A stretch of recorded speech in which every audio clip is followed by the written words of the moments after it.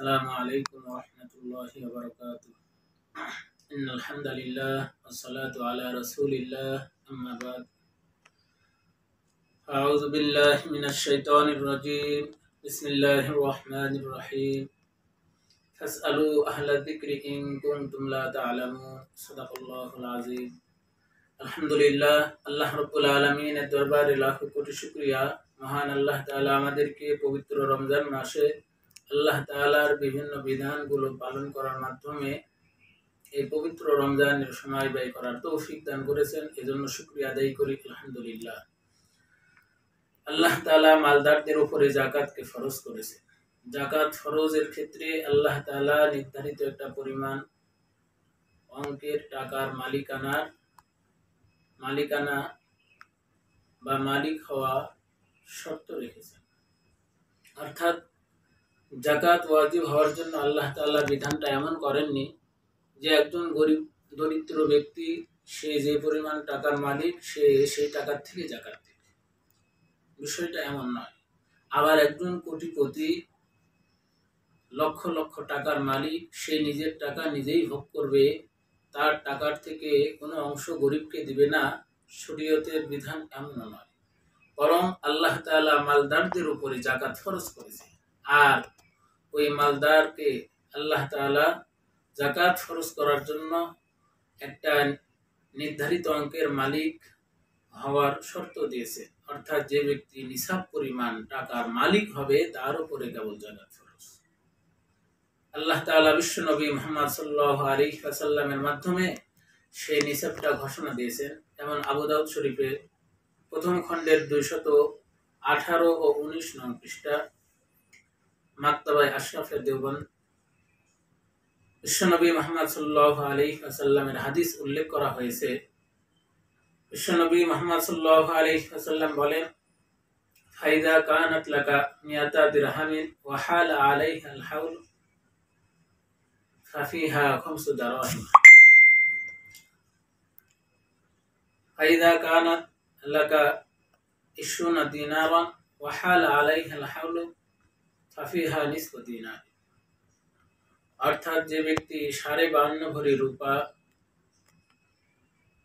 রূপার মালিক হবে সেই ব্যক্তি শতকরা 2.5% হিসেবে যাকাত প্রদান করবে। এভাবে যে ব্যক্তি 7.5 ভরি স্বর্ণের মালিক হবে সে শতকরা 2.5% হিসেবে যাকাত প্রদান করবে। বর্তমান সময়ে 2021 সালে এই রমজান মাসে 52.5 ভরি স্বর্ণের রূপার মূল্য হলো 52,500। অর্থাৎ রূপার হিসাবকে গরিবদের উপকারের দিকে লক্ষ্য করে নিসাব নির্ধারণ করা হয়েছে। 2021 সালে রমজানে কোনো ব্যক্তি যদি 52,500 টাকার মালিক হয় এবং তার মালিকানাটা যদি 1 বছর পর্যন্ত থাকে, 1 বছর অতিবাহিত হয়, তাহলে তার উপরে আল্লাহ তাআলা যাকাত ফরজ করেছেন। এজন্য যাকাত ফরজ হওয়ার জন্য একটা নির্ধারিত অঙ্কের নির্ধারিত পরিমাণের টাকার মালিক হওয়া শর্ত। আল্লাহ তাআলা গরিবকে তার মালের উপরে যাকাত দেওয়ার আদেশ করেননি, কারণ তার উপর জুলুম। তো এই সূক্ষ্ম বিষয়টাকে সামনে রেখে আজ আমার কাছে যে প্রশ্নটা করা হয়েছে যে কোম্পানি ও সমিতির উপরে যাকাত ফরজ হবে কিনা, এই মাসালা সহজভাবেই বোঝা যাবে যে আল্লাহ তাআলা যাকাত ফরজ করেছেন যারা নিসাব পরিমাণ মালের মালিক। আসলে কোম্পানি বা সমিতি সেখানে যৌথ মাল, একক কোনো ব্যক্তির মাল থাকে না, অনেক সদস্যের মাল মিলে একটা সমিতিতে টাকা জমা হয়। এভাবে একটা কোম্পানিতে যদি 100 জন সদস্য থাকে, তারা প্রত্যেকেই যদি 50,000 টাকা করে জমা দেয়, তো 50 লক্ষ টাকা দিয়ে ওই কোম্পানিটা পরিচালনা করা হয়। তো এই 50 লক্ষ টাকার যে 100 জন সদস্য আছে তাদের ভিতরে কেউ তো এমন আছে যার শুধুমাত্র ওই 50,000 টাকাই সম্পদ হিসেবে আছে, বাড়তি অন্য কোনো টাকা নাই, তার উপরে যাকাত ফরজ হবে না। সুতরাং যৌথভাবে যদি সমিতি বা কোম্পানির উপরে যাকাত ফরজ এই বিধান চাপাই দেওয়া হয়, তাহলে বিষয়টা এমন হয়ে যাবে যে অনেক গরিব যাদের উপরে যাকাত ফরজ না, যারা নিসাব পরিমাণ মালের মালিক না, তাদেরকেও যাকাত দিতে হবে।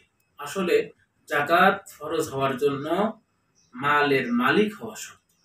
তো যেই সদস্যগুলো নিসাব পরিমাণ মালের মালিক না, তাদের উপরে যাকাত ফরজ হবে না। যার কারণে যৌথভাবে কোম্পানি বা সমিতির উপরে যাকাত ফরজ হবে না। যেই সদস্য 50,000 টাকা ছাড়া অন্য ব্যবসার টাকা আছে, ব্যাংকে টাকা আছে, সবগুলো জমা করলে তার নিসাবের মালিকানার থেকে আরো বেশি টাকার মালিক সে হয়, তাহলে অবশ্যই তাকে যাকাত দিতে হবে।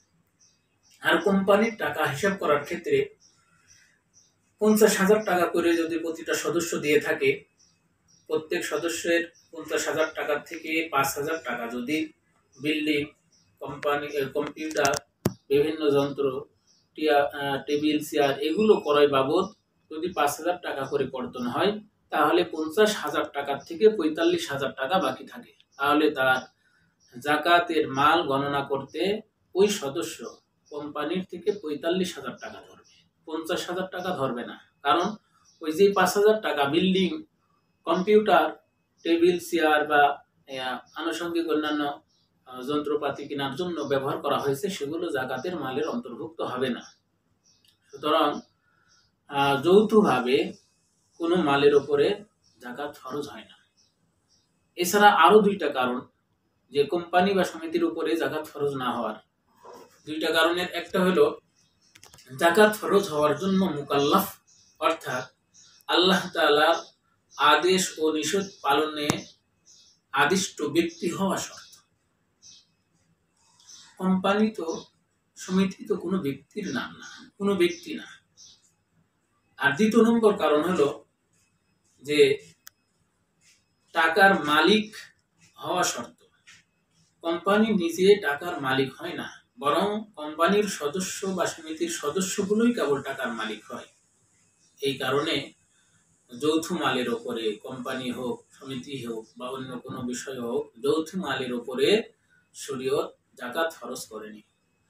তো আশা করি আমার এই আলোচনার দ্বারা প্রশ্নটা সহজেই বোঝা গেছে যে কোম্পানি বা সমিতির উপরে যাকাত ফরজ হবে না। কারণ হলো কোম্পানি বা সমিতি মালিক হয় না এবং সেটা মুকাল্লাফও না। এজন্য আমরা মাসালাগুলো সঠিকভাবে জেনে আমরা সঠিকভাবে আমল করার চেষ্টা করি। আল্লাহ তাআলা সকলকে তৌফিক দান করুন।